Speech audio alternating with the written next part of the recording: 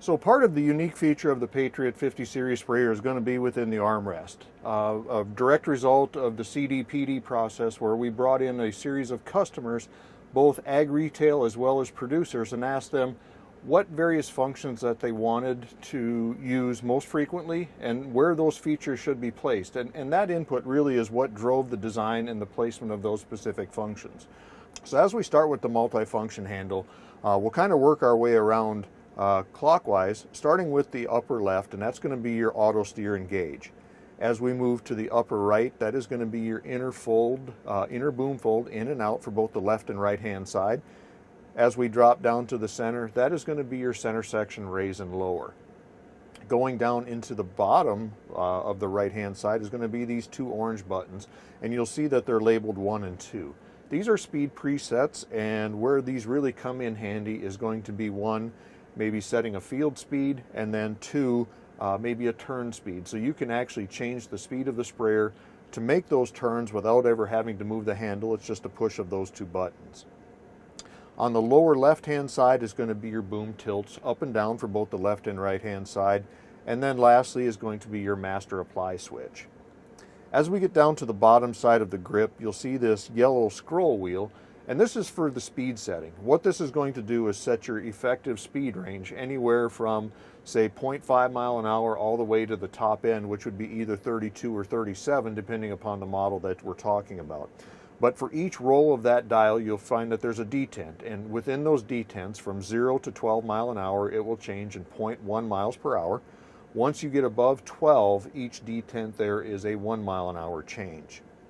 At the very bottom of that handle is going to be this black button with the U-shaped decal, and that is your forward reverse quick shuttle. And what that allows the sprayer to do is to change direction, either forward to reverse or reverse to forward, without again having to move our handle. The sprayer will slow to a stop and change directions, and the speed at which it will start propelling will be dependent upon what you configure through the Pro 1200 display into our Viz 2.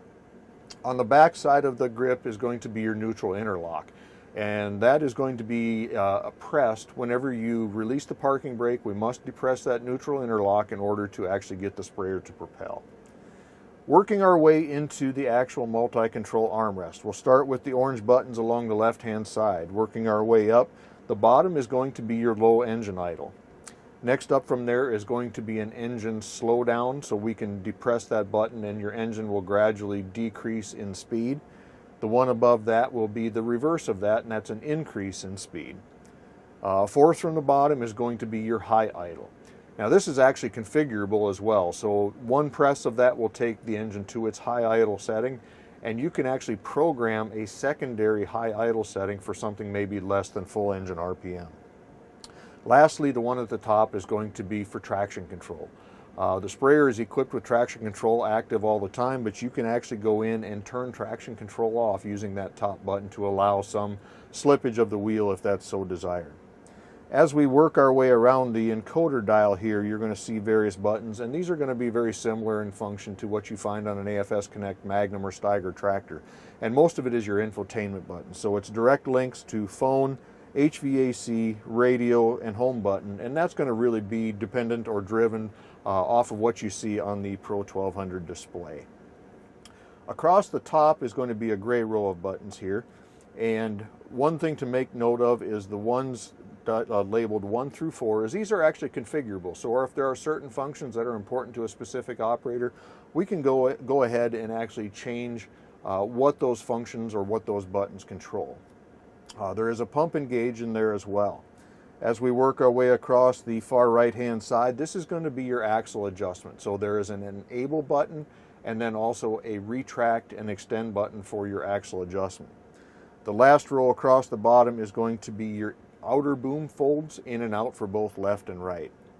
The last little piece to make you aware of or to mention would be the two buttons on the back side, the far right corner of the armrest itself. The black button is going to be your auto fold. So auto fold plus, where this is a press and hold where you can push the button, it will uncradle the booms, extend them out, and drop the center section down, all with one press. The exact opposite of that when it comes time to bring the boom back in. We press and hold, the boom center section will raise, The booms will come in sequence and actually drop themselves into the cradle. And then the last piece is going to be your parking brake. That is the red button on the back side, kind of a change in operation from past Patriot designs. So quite a big change when it comes to the armrest display. Very user-friendly, lots of frequently used functions right at your fingertip, making a very simple and easy to use operation.